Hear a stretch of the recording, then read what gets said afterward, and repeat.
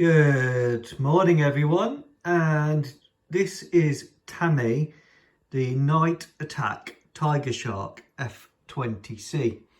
So the What If Malagasy Air Force became a major user of the What If tiger shark.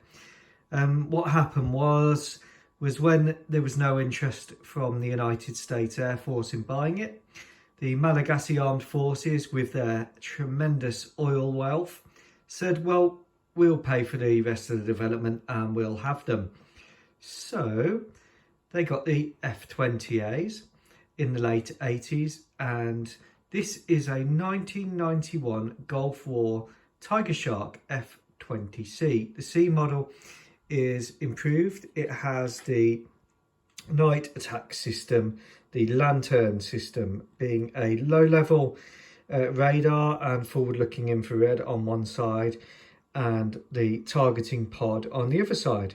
It's also equipped with an AN/ALQ-131 jamming pod in the centre, and here we have a AIM-9L Lima or Mike model sidewinder, a AGM-65 Maverick, and a Mark 20 Rockeye, and another sidewinder on the far wing.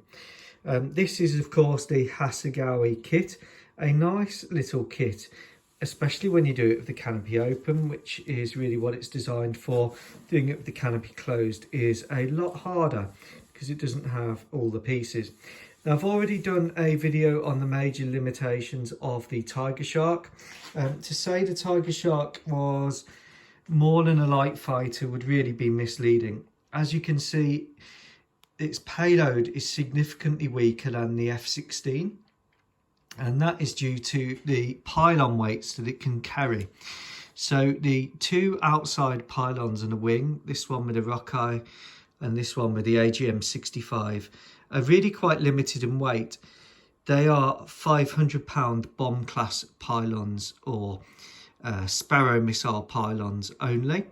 The wing fuel tank pylon is a 1,000-pound bomb pylon, and your centre line is your 2,000-pound bomb pylon. So really significantly weaker than the F-16, and interestingly in some ways a lot weaker than the Draken in comparison to what the Draken can actually carry.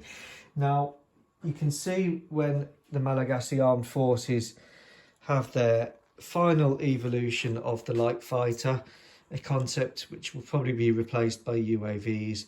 The Gripen, for comparison, if we flip Tammy over, the Gripen can carry much larger weapons on this pylon and still has a capacity to carry larger weapons on this pylon.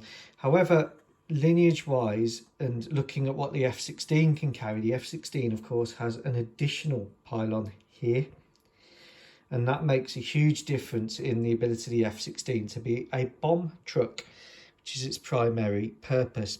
So here this Gripen has got Taurus Kep 350D missiles, centerline fuel tank, and the two Iris Ts on the wing.